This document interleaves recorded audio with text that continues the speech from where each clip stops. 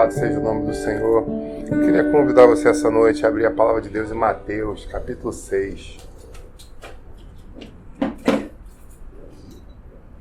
Mateus, capítulo 6, um texto muito conhecido, mas não quer dizer que com isso seja pouco importante, é muito importante que a gente pode ler na palavra de Deus. 6 a partir do verso 19. Assim diz a palavra de Deus: não ajunteis tesouro na terra, onde a traça e a ferrugem tudo consomem, e onde os ladrões minam e roubam. Mas ajuntai tesouros no céu, onde nem a traça, nem a ferrugem consomem, e onde os ladrões não minam nem roubam. Porque aonde estiver o vosso coração, ali estará também. Onde estiver o vosso tesouro, ali também estará o vosso coração. A candeia do corpo são os olhos, de sorte que, se os teus olhos forem bem, se os teus olhos forem bons, todo o teu corpo terá luz. Se, porém, os teus olhos forem maus, todo o teu corpo será tenebroso. Se, portanto, a luz que há em ti, meu Deus, são trevas, quão grande trevas elas serão. Pai, em nome de Jesus, eu apresento essa palavra diante de Ti e peço que o Senhor nos dê discernimento para ministrar. Eu desde já te agradeço por tudo que tem acontecido no nosso meio nos últimos dias. O Senhor tem cuidado de nós e feito coisas acontecer de uma forma extraordinária. E isso nos traz muita alegria. Que em nome de Jesus, a ministração dessa mensagem essa noite possa alcançar corações de uma forma plena. É o que eu te peço, e já te agradecendo em nome de Jesus. Amém. Glória a Jesus. Amém. Deus é muito bom.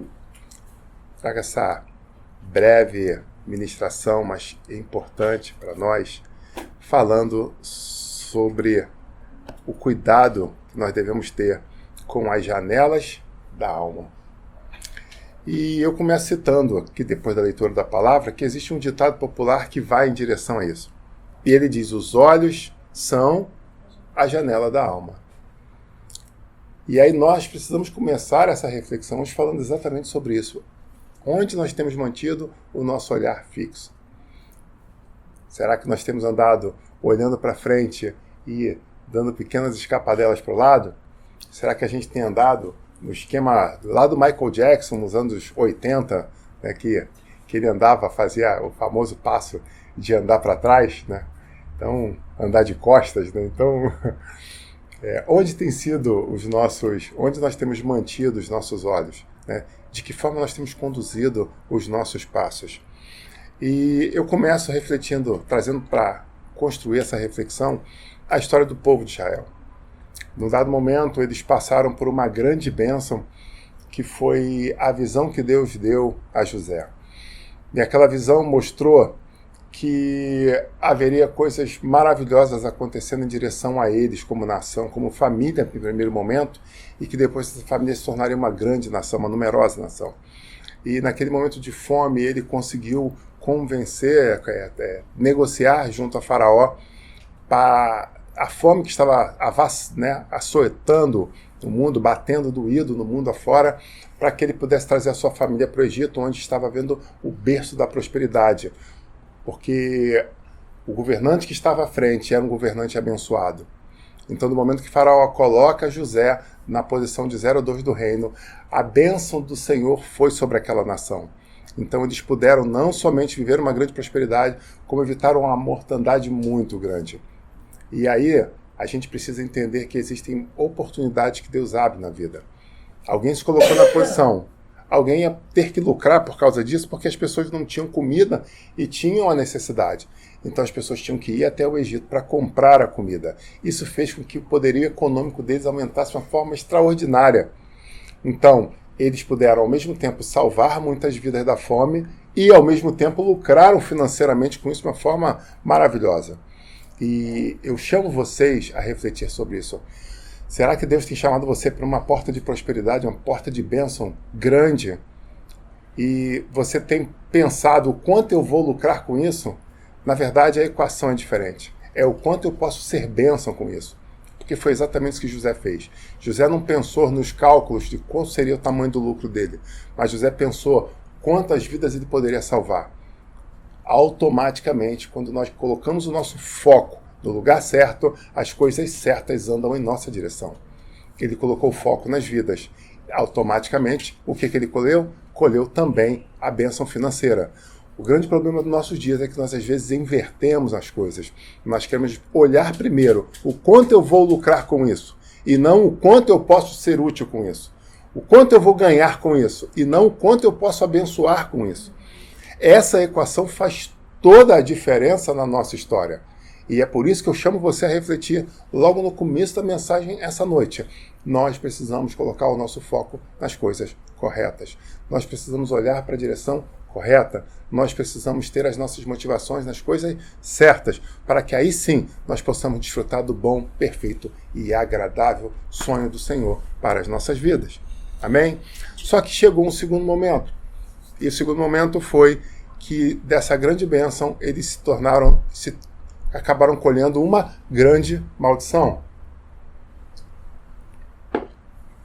As gerações passaram, as pessoas não se posicionaram, e é bem interessante a gente refletir sobre o grande risco que é quando nós negociamos a bênção do Senhor com aqueles que estão à nossa volta. Quando nós tentamos nos adequar às questões do mundo e quando nós tentamos ser amigos do mundo. Israel chegou ali com uma nação diferente para fazer a diferença. Mas o que aconteceu no passar dos anos, cada vez mais eles foram se contaminando, cada vez mais eles foram se contagiando, cada vez mais eles foram fazendo exatamente igual àquele povo onde eles moravam e foram esquecendo do Deus vivo. Quando nós esquecemos o Deus vivo e começamos a fazer as mesmas coisas que o mundo faz, os espíritos que prevalecem no mundo vêm sobre nós. E foi exatamente o que aconteceu com eles. Eles se tornaram cativos daquela nação. Aqueles que antes eram seus amigos de copo, agora eram seus açoitadores, eram aqueles que dominavam sobre eles. Então a bênção se transformou numa mal. Pastor, se é bênção do Senhor nunca vai mudar. Aqui nós temos um exemplo muito claro que isso não é a verdade. A bênção do Senhor não vai mudar se nós nos mantivermos na posição. Mas do momento que nós negociamos a bênção, ela pode realmente se transformar contra nós. Ela pode... eu acho que essa sensação é a sensação de um surfista. Quem aqui já pegou onda vai entender isso. Você entra, grandes mares, ondas de 2 metros e meio, mas você tem a tua prancha na tua mão. Enquanto você está com a tua prancha, aquilo tudo é um grande divertimento, é uma grande curtição. E aí, o que te liga àquela prancha?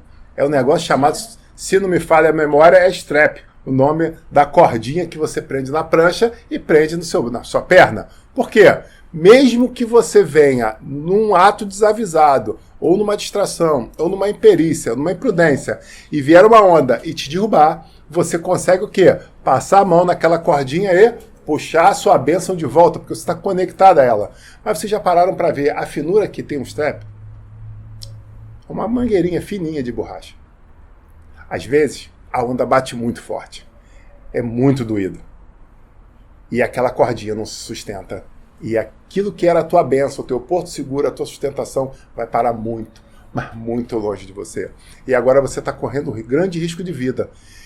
Então até aquele pequeno momento anterior, aquele arrebentar, que era tudo uma grande bênção, e sempre uma escapatória, quando você puxava ela e vinha de novo a bênção de novo na tua mão, às vezes nós brincamos tanto que essa corda se arrebenta. E quando essa corda se arrebenta, meu irmão, o risco é muito grande da gente se machucar. Assim estava acontecendo com eles. Eles estavam vivendo cativeiro. E os séculos passaram e cada vez mais eles estavam cativos, fazendo construções no Egito.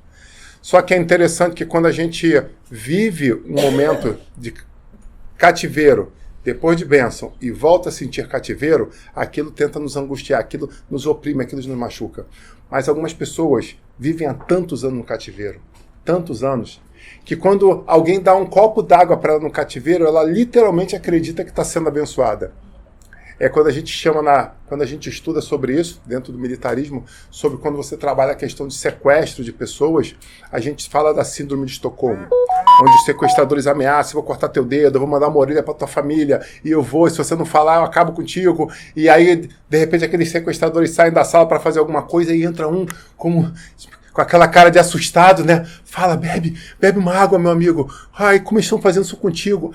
automaticamente nós fazemos o quê? Há uma ligação psicológica daquela pessoa como esse sendo meu salvador. Na verdade, é tudo um grande fake. É uma programação neurolinguística que eles fazem entre eles, entre todos os sequestradores, para que um possa ser o amigo, para estimular você a entregar tudo que eles precisam. É assim que funciona. Então ele vai sair, eu preciso sair antes que eles me vejam aqui. Aí daqui a pouco volta ele com todo mundo e eles estão batendo, fazendo, acontecendo, mas ele faz caras e bocas que ele está com pena de você. Ah, tudo fake, tudo armação, né? Por quê? No segundo momento que todos saírem, ele vai chegar de novo em você e falar, por favor, faça com que esse sofrimento acabe. Fala com a tua família para pagar o resgate, ou entrega o que eles precisam saber, rápido, antes que seja tarde demais. Então, na verdade, o inimigo trabalha exatamente assim. Às vezes você está muito mal, e quem nunca viu isso? Eu lembro de uma história que quando eu pastoreava no Morro da Mangueira, de um evangélico que morava lá na comunidade, que estava acima do peso. E aí, quem conhece ali a subida dos telégrafos, né? Ele chegou ali na pé da subida e estava lá a escadaria na frente dele. E aí era um dia quente aqui no Rio de Janeiro, um dia quente de verão. Ele acima do peso, o que aconteceu? A pressão subiu. Aí ele falou, cara, se eu subir assim, eu já estou passando mal aqui embaixo. Se eu não vou aguentar subir essa escadaria toda, né? E estou sem dinheiro para o mototáxi. Então, o que eu vou fazer?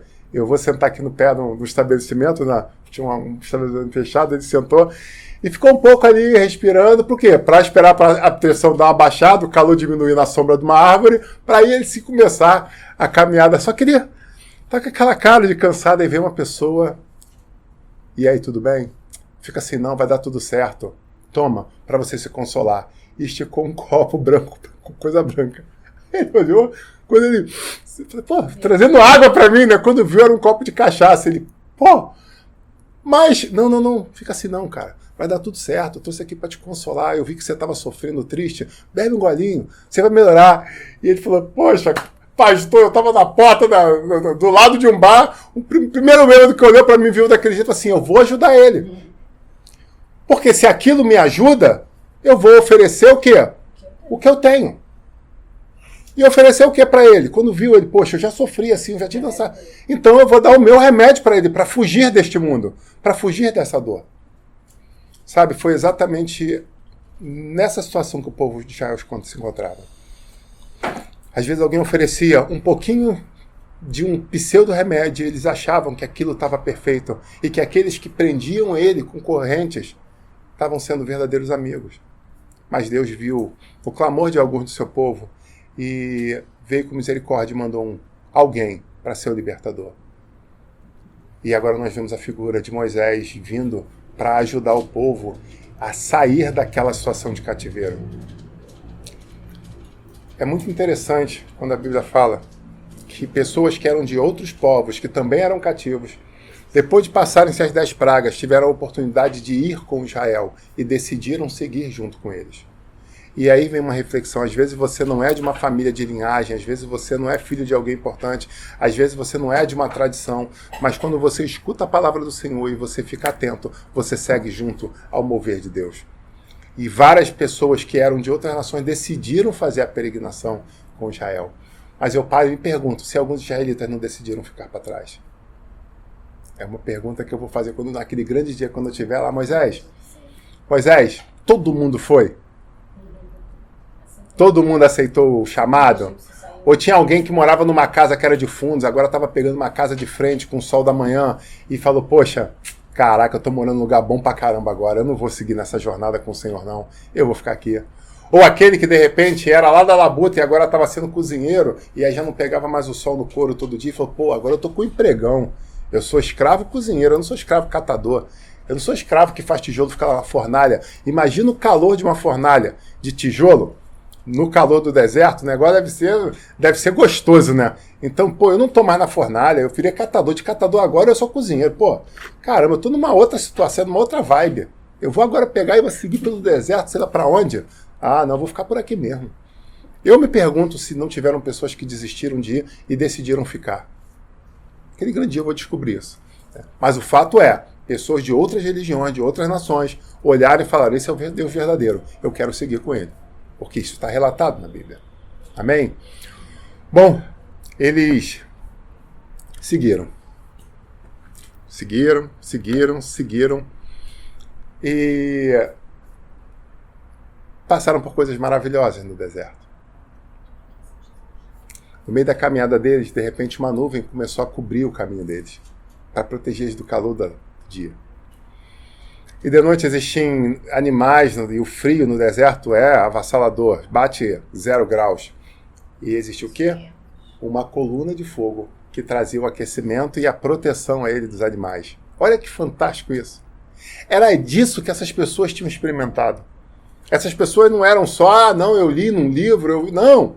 Eles estavam vivendo coisas reais, coisas verdadeiras, coisas maravilhosas. Coisas literalmente extraordinárias. Se já não bastasse isso, de repente eles veem no horizonte a poeira subindo. E eram os exércitos deslocando, era Faraó com seus exércitos vindo atrás dele. Para levar eles cativos de volta, porque o coração de Faraó se endureceu.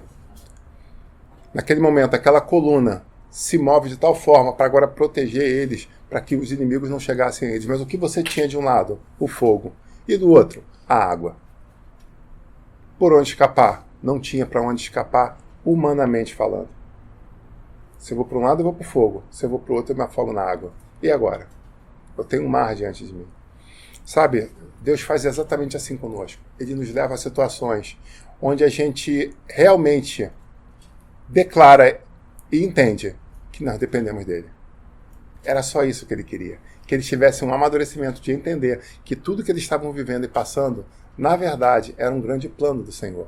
E esse plano era tomada de decisões corretas. Meu amigo, eu já falei isso nessa igreja e não tenho problema nenhum em repetir. Eu quero ouvir, Moisés, eu quero ouvir os jovens, né, naquela época, crianças daquela época, né, falando como que foi a experiência de você ver na tua frente o mar se abrir. E você há de concordar comigo que isso é uma coisa extraordinária. Agora sai da história do livro e se coloca dentro dessas páginas. E me permita te fazer uma pergunta. Se você estivesse ali, na tua frente tem um marzão, metros de coluna de água de um lado, metros de coluna de água do outro, uma linha dando quase que no horizonte sem ver o final. Você botava as caras e andava por dentro dessa coluna de pé seco? Sinceramente, eu quero que você reflita nisso. Pastor, caraca, que história extraordinária. Beleza, e quem seria você? O que ficaria para se entregar? Aquele ficaria chorando de emoção, dizendo, caramba, eu vi. Ó, vamos levar cativo de novo, prende. Caramba, você tem que ver como é que foi linda a água abrindo. Mas pode me prender porque eu não tive coragem. Ou você foi um dos corajosos que entrou por dentro da água? Quem é você? Porque é muito fácil ler uma história e não se colocar nela. A nossa vida é repleta de decisões e o Senhor muitas vezes faz exatamente isso. Nós estamos pedindo socorro, clamando, Senhor, transforma, Senhor, liberta, Senhor, abre, move as águas. Ele move as águas. E o que você faz? Você é um covarde que fica parado no mesmo lugar? Não, Senhor, veja bem, coluna de água não. Pensei que você desceu um helicóptero aqui para me levar do outro lado. Aí o outro fala, não, helicóptero, eu não tenho medo de helicóptero. Se fosse um avião, se o Senhor construísse uma pista aqui e um avião decolasse, eu até entendia. Um barco. Pô, Senhor, quando eu falei que eu queria o livramento, tinha que ser de barco. Porque, no meu ver, a melhor forma era o barco. Mas será que o barco teria velocidade suficiente para fugir dos tiros do inimigo? Das flechas? E às vezes o inimigo estava à distância de uma flechada, das flechas de fogo, como a gente vê naqueles. O cara joga uma flecha no barco de madeira e você não consegue apagar e pronto. Agora o teu barco está te fazendo afogar no meio das águas. E de repente ele fala, eu sei a melhor forma. E a melhor forma é abrindo para que você faça aquilo que cabe a você fazer. Porque a Deus cabe o impossível, a nós cabe o possível. E talvez a nossa geração, nos dias atuais, esteja querendo que Deus faça o impossível e também faça o possível. Porque senão não é a mover de Deus. Quantas vezes nós atendemos famílias onde nós, ou restolhos de família, ou cacos de famílias, que falam, pastor, eu já tentei de tudo. Aí você pergunta, o que é tudo? Já fiz tudo possível, não dá mais. Normalmente eu pergunto isso, o que é o tudo que você já fez? Até onde você realmente foi? O que você entende por lutar por algum objetivo? Divide comigo, eu quero te ouvir. Muitas vezes a gente consegue transformação de histórias pela misericórdia, honra e glória do Senhor, por um motivo simples. Porque as pessoas reconhecem que aquilo que eles entendiam como tudo, na verdade, não é nada. E quando elas decidem lutar de verdade, aí eu vejo o Senhor dando vitória. É muito interessante isso, porque lá não é uma oração mágica, não é um pirim-pim-pim, não é um trabalho que eu arreio para que as pessoas voltem. Não, nada disso. Normalmente o Senhor fala, ensina ela a guerrear, pega uma espada, pega uma pedra de afiar, começa a ensinar ela como é que afia uma espada. Ela fala, pastor, mas não é isso que eu quero. Eu quero que o Senhor faça alguma coisa. Eu falei, mas isso não é macumba gospel não, pô. Eu tô aqui para te ensinar a guerrear. Porque eu já combati o bom combate. Então eu posso te ensinar a guerrear. Agora, se você quer outra coisa, pode até ter algumas outras igrejas que te ofereçam isso. Mas, cuidado. Cuidado com o resultado final. Nós precisamos entender que o Senhor abre o mar, mas aquelas pessoas tiveram que passar com suas próprias pernas, com seus próprios pés, de um começo até o fim, para entender o que é jornada. Para entender o que é uma caminhada. Para entender que as coisas têm começo, têm meio, têm fim. E eu preciso chegar agora do outro lado do mar para trazer uma segunda reflexão para vocês. Lembra que a gente falou que bênçãos podem se transformar em maldição lá atrás? Quando eles chegaram numa terra abençoada que tinha alimento e eles se corroeram, se corromperam e viram maldição. Agora Deus está dando uma nova oportunidade para eles de viver da maldição para a bênção. E agora eles chegam do outro lado. E ao chegar do outro lado, eles celebram o nome do Senhor, glorificam, exaltam, fazem grandes festas. Uma grande festa de celebração. O mar fechou, comeu o exército, e a gente está livre. Agora a gente pode ir para a terra prometida que o Senhor falou. Mas sabe o que acontece? Chega o momento da fome bater. Mas o Senhor fala, não se preocupe, eu já cuidei de tudo. Eu vou mandar o maná para vocês. E eu convido você a refletir, por que Deus mandou o maná? Por que Deus não mandava banquetes, passava árvores frutíferas na frente deles? Por que Deus mandava só o maná? Algum de vocês já parou para pensar nisso? Porque Deus é repetitivo? Porque a culinária dele é limitada? Por que isso? Por que isso, pergunto eu para você? Mas o Espírito Santo me deu um insight. Eu vou dizer um insight, ou outros chamarem de uma revelação. Sabe, existem momentos na nossa vida que Deus dá pra gente só o básico. Sabe por quê? Porque senão a gente se acostuma com aquela posição. Existia uma promessa para eles. E essa promessa é que eles iriam para uma terra que manava leite e mel. Deserto é lugar de passagem. Se Deus desse para eles as frutas que estavam prometidas na terra prometida, frutas gigantes, doces, pecuária pronta, o que ia acontecer? Eles nunca iam querer sair dali. Eles iam parar ali e falar assim, é aqui mesmo, vamos por aqui, tem uma noite para proteger, tá show de beleza. Mas o Senhor só dava a eles o básico para que eles entendessem que aquilo ali era lugar de passagem. O mais triste é quando o Senhor faz isso conosco. Nos tira do lugar de tormento, nos dá o básico para a gente poder transpor para um outro momento. E a gente acredita que aquilo ali já é o suficiente. Meu Deus do céu! Como nos meus 30 anos de evangelho eu vi pessoas maravilhosas, com promessas extraordinárias. Quando saíam do desespero, pronto, agora, o que você está fazendo aí? Vamos embora. Não, pô. Isso aqui é o céu. Não, isso não é o céu. Isso é um lugar de passagem. O Senhor falou para você que é isso, aquilo, aquilo, outro. Não, você não está entendendo. Eu sofri muito já para chegar até aqui.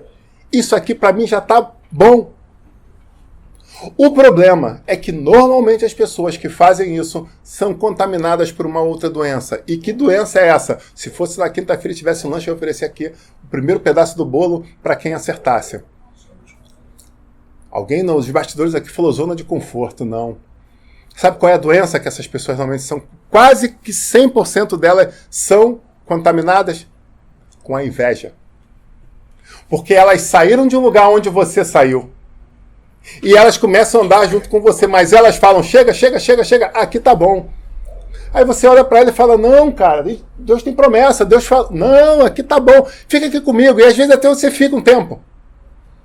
Só que depois de um tempo aquilo começa a te trazer uma inquietude, Porque o Espírito fala no ouvido dos dois, mas um agrava os ouvidos, tampa os ouvidos e fala, não, aqui está bom. Eu não quero empreender mais, eu não quero investir mais, eu não quero lutar mais, eu já lutei demais, as minhas forças só vinham até aqui. E o outro fala, não, cara, o Senhor não renovou nossas forças lá atrás, Ele vai renovar de novo, e quantas vezes necessário for para que a gente possa se tornar mais do que vencedores em Cristo Jesus. Vamos avançar. E ela fala, não, eu sinto no coração, meu Deus do céu, eu sinto no meu coração que esse é o meu lugar. Perfeito, quem fala assim fala muito bem. O problema são aqueles que falam, Deus tocou no meu coração. Não, porque Deus não tocou no coração. Quando você sente no seu coração, são as suas emoções. E a Bíblia fala que enganoso é o coração. Então, eu estou sentindo no meu coração. Quem já ouviu isso? Eu estou sentindo no meu coração que esse é o melhor caminho. Não está mentindo. Essas pessoas não estão mentindo. Só que a Bíblia explica que quem está mentindo é o coração. E elas colocam as suas emoções acima da razão. Elas colocam as emoções acima das promessas. E vivem o quê? Um fragmento. Só que, ali na frente, quando você chega no próximo capítulo, e daqui a pouco você está vivendo uma coisa maravilhosa, inelegível. Coisas que você mesmo nunca imaginou nem pensou. Muito menos essa pessoa. O que vai acontecer? Quase que em todas as vezes eles vão dar espaço para inveja. E a inveja começa a falar mais alto. E muitas vezes você, pela misericórdia do Senhor, movido pelo Espírito de Deus, chega de volta a essa pessoa e fala, vem, volta a caminhar. E é tão belo quanto elas olham e falam, cara, por mais que o tempo tenha passado, por mais que eu tenha perdido alguma das oportunidades, eu vou aceitar o desafio e vou começar a andar também, porque você é o meu exemplo. O problema maior é quando, mesmo diante desses convites, elas falam, não, aqui é o meu lugar, o meu chamado de Deus é para ficar aqui. Quem já ouviu isso? Não, meu chamado. Mas você estava junto comigo quando a gente recebeu a promessa. Você pode falar para todo mundo que esse é teu lugar, mas eu e você sabemos que não é. Que Deus nos chamou para avançar, para andar num algo a mais. É tão interessante que às vezes as pessoas se confundem tanto, se enganam tanto, que você chega a ficar na... Será que eu ouvi mesmo aquilo? Será que eu não ouvi? De certeza que ela estava comigo, do meu lado, e Deus apontou e falou, você e você. Ou fulano e ciclano. A promessa era para os dois, não era só para mim. O que aconteceu no meio do caminho? São pessoas que se acovardam diante do mal. Mas em nome de Jesus eu te peço que você não seja um desses. A segunda variante dessa história é quando o Senhor chega, usa profetas, usa homens e mulheres de Deus, usa revelação, usa até mesmo textos da palavra e fala para ele, eis que eu te digo. Você precisa seguir para o norte. Uau, essa então é fantástica. E essas pessoas ficam maravilhadas e falam, Deus falou comigo, Deus se moveu na minha direção, Deus olhou para mim, glória a Deus por isso. E ele falou para mim que eu preciso me mover, eu vou me mover. Eu não vou ficar mais nessa situação, eu vou mudar minha vida, eu vou mudar minha história, e essa pessoa se move. E passa um tempo, você vai ver que as promessas de Deus não se cumpriram na vida dela, e ela começa. Aquele profeta era um mentiroso, aquele pastor era um charlatão, aquele Deus não é um Deus que opera como o nego diz que opera. Aí vem um anjo para essa pessoa e pergunta, cadê sua bússola? Tá aqui minha bússola. Aquele mentiroso, aquele hipócrita, aquele carnudo, falou que ia acontecer, que ia mudar, meu casamento ia mudar, minha vida ia mudar. Tá, beleza. Pega as coordenadas que você tá aí, GPS. Onde você tá?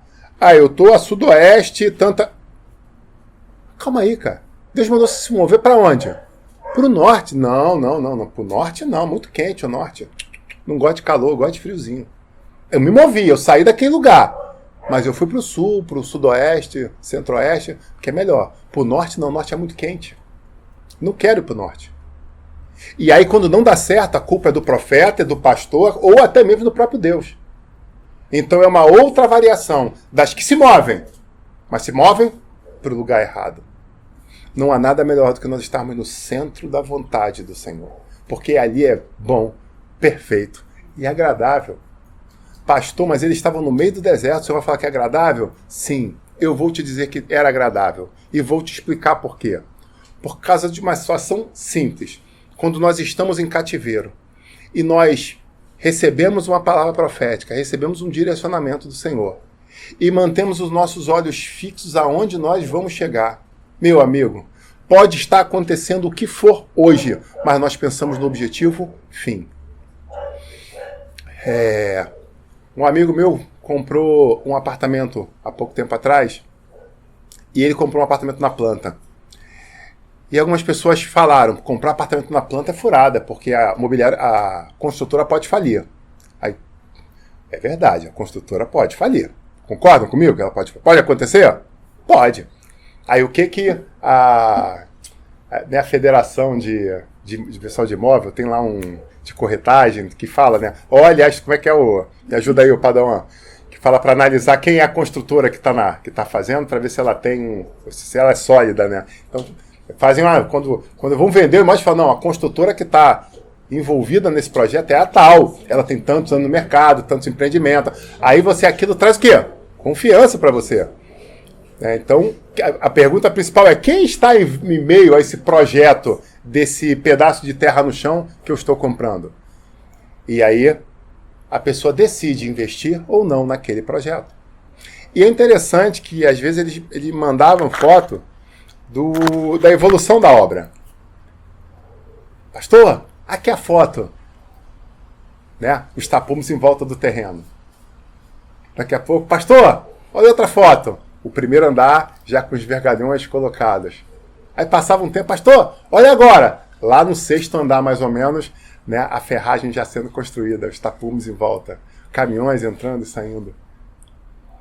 Até um dia que eu lembro que ele mandou a foto, já com todos os tijolos da fachada assentados, os buraquinhos das janelas. Pastor, está se tornando realidade. Mas deixa eu falar uma coisa para você. Mês a mês ele pagava uma cota. E quem entende um pouco de empreendimento imobiliário sabe que existe uma cota chamada evolução de obra.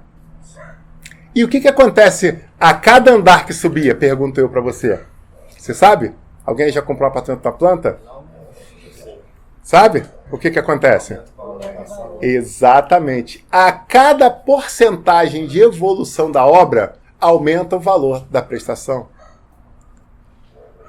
Então eles entendem que se você fechou um contrato com uma financeira, por exemplo, uma Caixa Econômica, e ele fala que a tua prestação 1 vai ser, por exemplo, R$2.000, e a evolução da obra começa com R$100, e ele fala que aquele empreendimento vai ficar pronto em 2 anos, o que vai acontecer? Mês a mês, tijolo a tijolo assentado, eles vão aumentando essa taxa.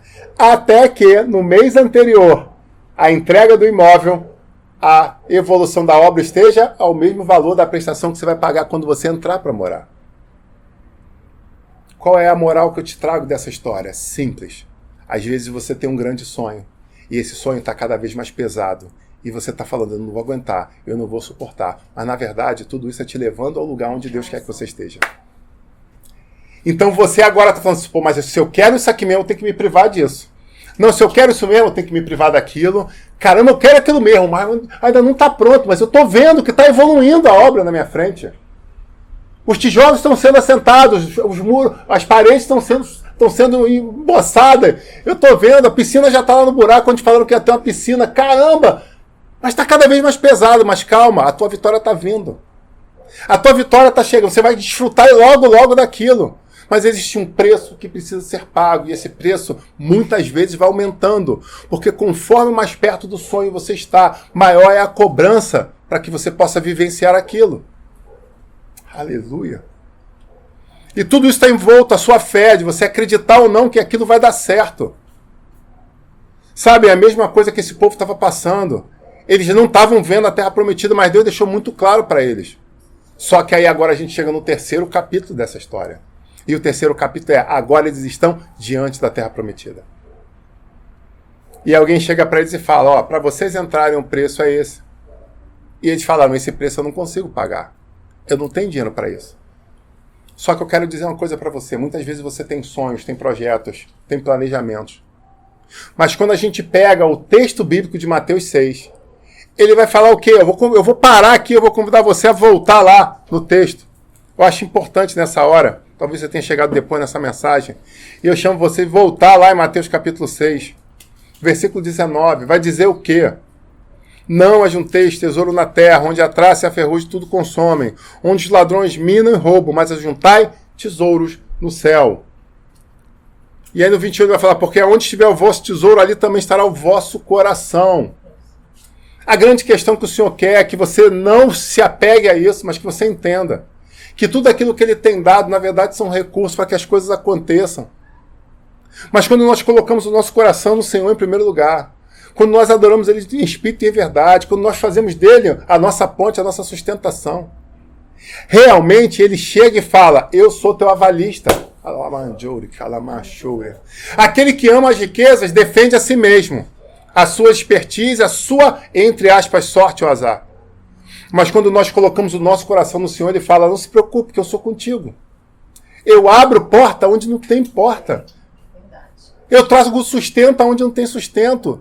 Sabe, Jesus mostrou isso de uma forma muito clara quando Ele entrar numa cidade romana e aí falaram, tem que pagar o imposto. Aí Jesus chega para Pedro e fala, só joga a linha.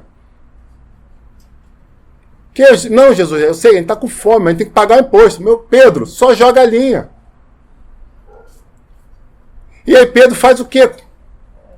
Pega o peixe. O peixe era para quê? Para matar a fome deles. Jesus se amarrava num churrasquinho de peixe aí na beira do mar, assado. Oh, que delícia, cara. Boa coisa é comer um churrasco de peixe na beira do mar. Não sei quem já teve essa experiência, eu já tive, já, na beira do rio ali, ó, assado na hora, preparado na hora. Meu Jesus, isso vai ter no céu. Isso vai ter no céu, com certeza. Churrasquinho de peixe ali, ó. Que delícia. Só de lembrar agora, quase me distrai na mensagem, cara. Que saudade de comer um churrasquinho de peixe. Para quem entendeu, entendeu. Né? Jesus, já faz quase um mês que eu não como um churrasquinho de peixe. E asterisco. Bom, continuando. O que Jesus falou? Agora abre a boca do peixe, sacou 2 moedas, pronto. Poxa, tá aí. Você fez o que era possível, eu fiz o que era impossível. Você trouxe o sustento, eu prosperei. Vamos comer, vamos se alimentar, depois vamos entrar. Porque tem um chamado lá dentro. Vocês entenderam essa questão quando nós fazemos as coisas, mas não fazemos, Senhor, mas quantos peixes eu vou ter que pescar para vender? Não! Só obedeça, só acredite, só creia, só mude o foco. Sabe, às vezes as pessoas que estão dentro da nossa casa conosco estão em outro pensamento, em outra vibe. Mas eu quero chamar você a não fazer como o povo de Israel no Egito. Não se contamine. Mantenha-se fiel, mantenha-se firme, mantenha-se focado, chamando cada vez mais para que essas pessoas que estão à nossa volta possam viver a mesma coisa que você está vivendo. Pastor, mas é muito difícil, tem hora que eu titubeio, que eu balanço, que eu falo, não, mas está forte demais. A decisão é tua, de entender de onde você tem força. Porque se você realmente está indo na força do teu braço, eu vou dizer, ela pode ser limitada. Mas quando a gente se move na força do Senhor, coisas extraordinárias acontecem. Amém? Bom, voltando para lá. Eles estavam diante da terra e eles falaram que o preço era muito alto. E no momento que nós declaramos as coisas com nossas bocas, nós vemos o mundo espiritual se mover a nosso favor ou contra nós. Então, a primeira coisa que eu peço é cuidado com o que você tem declarado no mundo físico, porque o mundo espiritual está na outra dimensão só ouvindo tudo e pegando as suas palavras e lançando contra vocês diante do trono. Então, nós precisamos cuidar. Rapaz, está muito difícil. Você está mentindo? Não. Mas Deus Todo-Poderoso vai me ajudar a conquistar. Amém. Nesse momento eu senti uma dor de cabeça. Está me incomodando. Mas eu já repreendo essa dor de cabeça. Em nome de Jesus. Você está mentindo? Não. Você está sentindo a dor? Tô. Essa minha dor de cabeça não passa nunca. Pronto! Você está o quê? Sedimentando ela. Essa minha enxaqueca. Minha enxaqueca? Me livre. De novo eu estou sendo atacado por essa enxaqueca. Senhor, me cura dessa enxaqueca. Eu não aceito isso, Pai. O Senhor levou sobre si todas as nossas enfermidades, as nossas dores. O castigo que nos traz a paz estava sobre ti. Então, em nome de Jesus, eu te peço, Pai, muda essa história. Eu não aguento mais essa dor.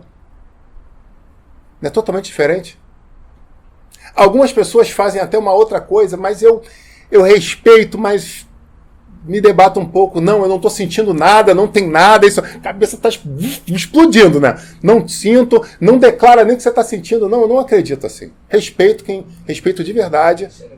Eu respeito de verdade. Isso é quase um negacionismo, exatamente. Eu não estou sentindo nada. Abre o olho. O negócio tá tão feio que você nem abre o olho da claridade. Né? Tem que andar de óculos escuros dentro de casa com luz apagada. O que houve? Nada, não acontecendo nada. Eu prefiro muito mais chegar e falar: Senhor, miserável homem que sou, me livra desse corpo de morte. Porque isso tem respaldo bíblico. Então eu posso fazer.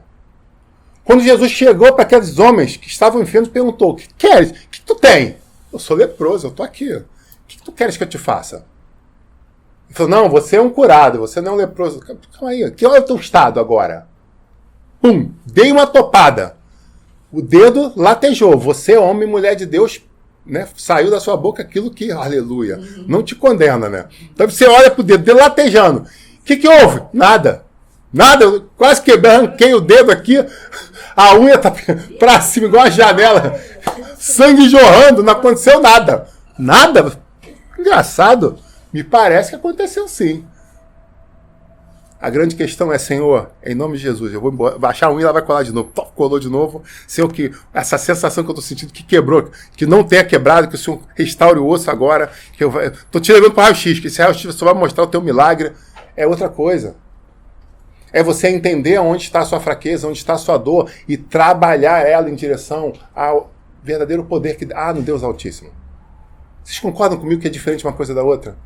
Então a diferença, o negacionismo é diferente o assumir como sendo tudo vontade de Deus e ponto final, e o você reconhecer e clamar ao Todo-Poderoso a transformação, a cura e a libertação. Profetiza.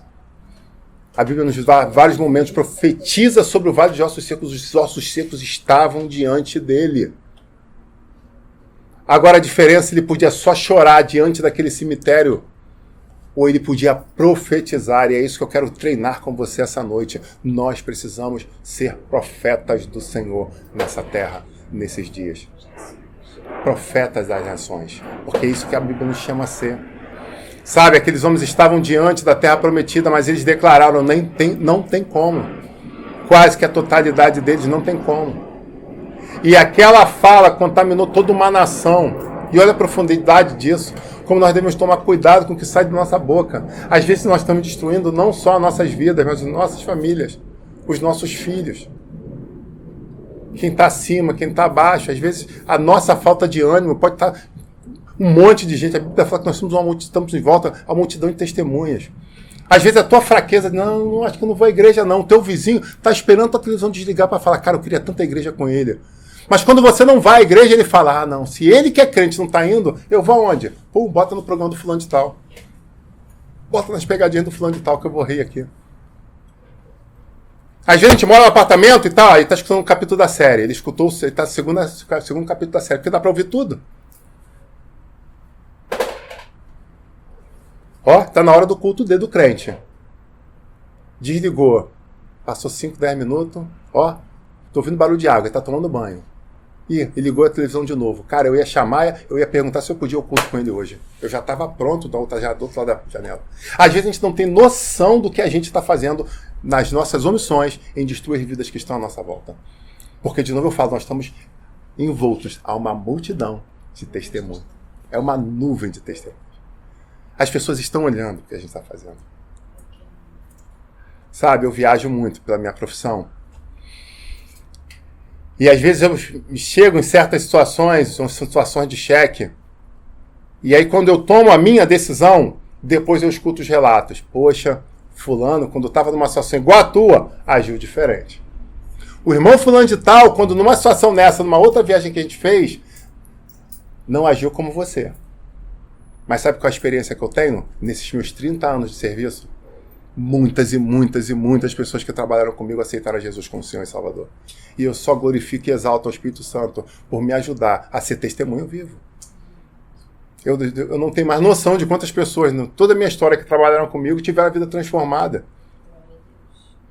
Mas tudo por quê? Porque eu sou bonito? Porque eu sou sorridente? É minha eloquência no falar. Pelo contrário. Eu sou militar do milênio passado, então eu só quero militar bravo, rosco. Só não deixo o bigode por causa do impeachment que eu sofri, senão tinha aquele bigodão grosso, de subão mesmo. Pra caracterizar, né? Aquele filme americano, aquele que usa o chapéu redondo de instrutor, esse sou eu. Mas quando a gente sai do lado operacional para o lado humano, eu sou pastor aonde quer que eu esteja. Eu sou aquele que traz palavra de incentivo, de tentar mais uma vez, de lutar mais uma milha, de continuar insistindo. E é isso que apaixona alguns. Porque eles entendem claramente até onde vai o militar e até onde vai o homem de Deus. Eu não misturo as coisas. Porque quando eu tenho que apertar, eu não faço como um pastor, não, deixa pra lá, não. Isso aqui não dá pra deixar pra lá. Está colocando vidas em risco. Isso aqui tem que ser pontuado, tem que ser ajustado. No peso certo, da forma correta, mas eu preciso de um ajuste. Mas uma vez feito esse ajuste, agora vamos ver, por que você está negligenciando nisso? O que está acontecendo com você como ser humano? E aí as coisas acontecem. E aí quando a gente pergunta isso, a primeira coisa que eles falam é o seguinte, só um minuto. Você que quer falar comigo? Deixa eu ver tua história aqui. Ah, tá naquele... Eita, caraca, que pode. Caiu. Ele manteve-se de pé, não, aqui. Ele falou de Jesus, nem nessa situação ele ainda pregou. Caraca, ele pegou a praquenga, ele ainda pregou a palavra praquenga. Putz, grilo, esse cara... Não, vamos lá. Agora que eu vi a tua ficha, o que você tem para me dizer? É assim que funciona. Não sei se no mundo que vocês vivem é assim. No mundo que eu vivo é assim. Antes de você trazer palavras bonitas e eloquentes, as pessoas puxam a sua ficha. É a ficha corrida. Como é que é a ficha corrida dessa? Como é que é o testemunho dela? Rapaz, eu quero ouvir o que você tem a dizer. Isso quando eles não chegam de graça e falam, eu estou passando por uma situação, mas eu queria ouvir tua opinião. Isso aí eu acho que é a mais linda de todas. Né? Quando você é abordado. Eu quero perguntar, eu estou passando por uma situação aí e... Eu já sei que você ajudou outras pessoas e eu queria saber, antes de tomar o próximo passo, eu queria saber o que você tem a me dizer. E aí você pode chegar ali e trazer mais um testemunho vivo. Então, eu quero clamar ao Deus Todo-Poderoso que esteja te direcionando o seu coração, para que não seja enganoso, mas para que Ele te leve para os lugares corretos. Pastor, mas eu já tomei muitos caminhos errados, já fiz muitas coisas erradas. Não importa.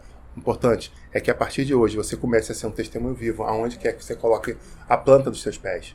Porque outros, talvez, alguns vão dizer, não, mas o passado dele condena ele.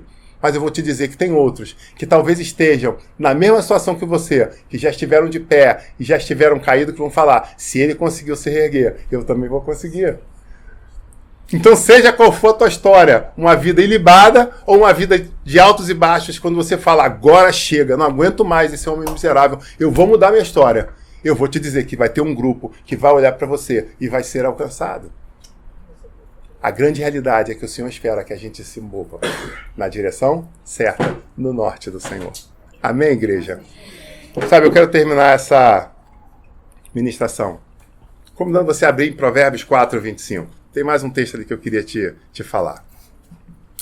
Provérbios 4, 25 vai dizer o seguinte: olhe sempre para frente, mantenha os olhos fixos no que está adiante de você.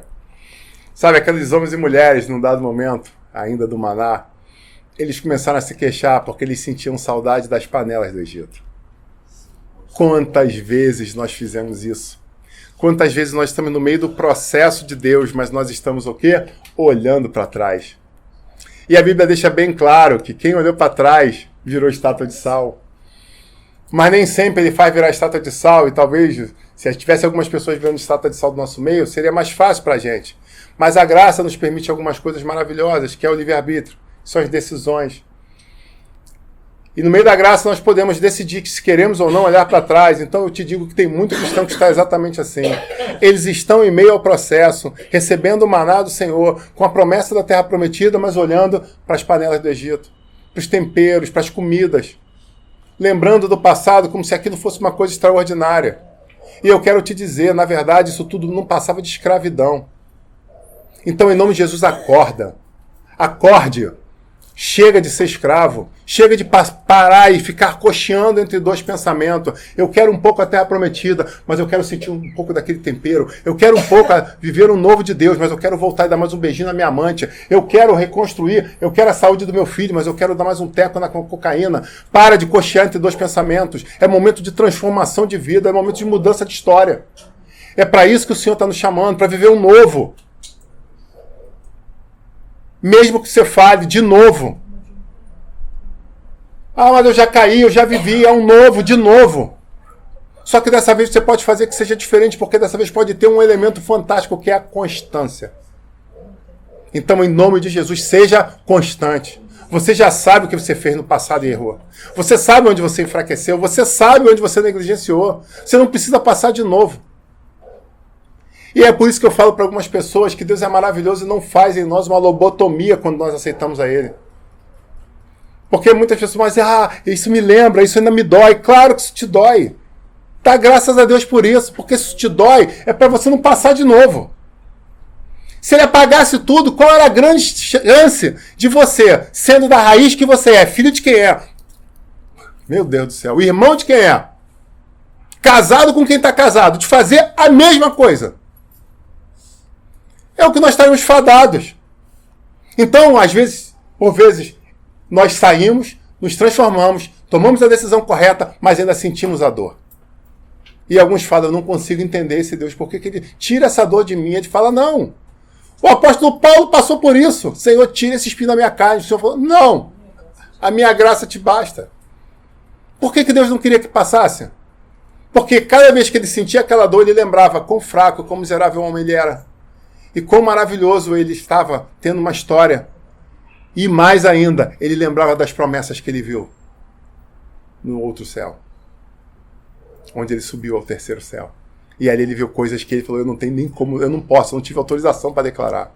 Então ele sentia a dor e mantinha os olhos dele fixos. E enquanto isso ele seguia fazendo a obra. Ele sentia a dor, lembrava do passado, olhava que ele mantém os olhos fixos. Está lá, Filipenses 3:13. O apóstolo Paulo fala de uma forma, irmãos, quanto a mim, não julgo que tenha alcançado, mas uma coisa faço, e que esquecendo-me das coisas que ficaram para trás, e avançando para as que estão diante de mim, prossigo para o alvo, pelo prêmio da soberana vocação em Cristo Jesus. Essa é a promessa que ele fala que seguia. Eu sei o que eu fiz, eu sei o que eu passei, eu sei quanto me dói, mas eu quero olhar para frente, eu quero andar para frente, eu quero seguir. E eu termino dizendo para você, não podemos tirar os nossos olhos do destino final. Em momento algum tivemos a promessa de que o caminho seria igual ao destino. Em momento algum nós tivemos a promessa que o nosso caminho seria igual ao destino. Você está entendendo isso? No nosso caminhar nós podemos tropeçar, nós podemos pisar em pedra, nós podemos passar por situações. Seria mais ou menos alguém chegar para você e falar assim, Fernando de Noronha é o céu. Eu fui em Fernando de Noronha e você precisa ir a Fernando de Noronha.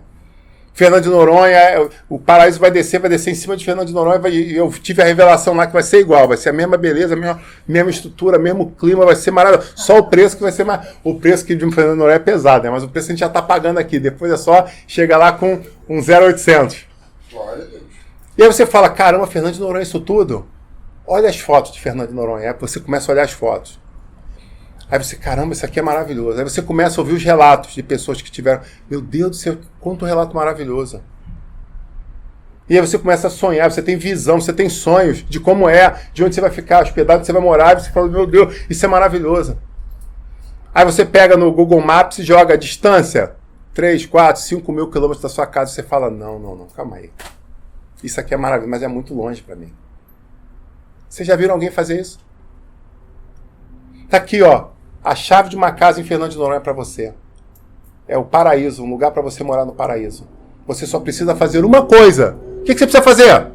Chegar lá. Algumas pessoas vão botar foto no proteção de tela, vão imprimir banners, vão botar foto do golfinho pulando, vão fazer isso tudo. Mas elas nunca vão botar a chave, moldurar a chave da casa. Do lado botar a foto da casa que está te esperando lá. Vai chamar pessoas e mais pessoas para virem na sua casa para ver o quê? Aonde é o paraíso. Meu Deus do céu. Porque assim vão se... Assim tem sido muitos pregadores. Tem falado de coisas maravilhosas de um lugar onde nem ele está indo. Tá de chorar que me deu agora. Tem gente pregando um céu, dando até passagem para muita gente, mas ele não vai morar lá, porque ele não tem coragem. Não tem peito. Vive de falácias, de mentiras, de ilusões. Meu Deus. Meu Deus. Segura para não chorar. Já sabem o que é, já sabem a rota, já sabem o preço da passagem, mas eles não querem pagar o preço. Eles vivem na ilusão de só saber que existe a promessa de uma casa lá já é o suficiente. Alguns ainda chegam e falam, seja o que for, no final de tudo, Deus vai me pegar aqui, vai me transladar e vai me levar para lá. Aí de vez em quando vem um profeta e fala, eis que o Senhor me mostra você no Espírito Santo. Espírito Santo? O que fazer no Espírito Santo? Quem conhece geografia vai entender esse mistério. Aí chega um outro varão marchando, que aí tem... Aleluia! Eis que eu vi você pregando a palavra em Salvador e centros fechando, pessoas sendo transformadas em Salvador, mas não perdi nada em Salvador. A minha promessa é em Fernando de Noronha. Aí vai chegar um outro e vai falar assim, eu tive um sonho contigo, mas um sonho acordado. Eu fiquei na dúvida se sonhando, se acordado estava. Mas você estava no aeroporto de Recife, com uma mala, sorrindo muito, chamando pessoas para embarcar contigo.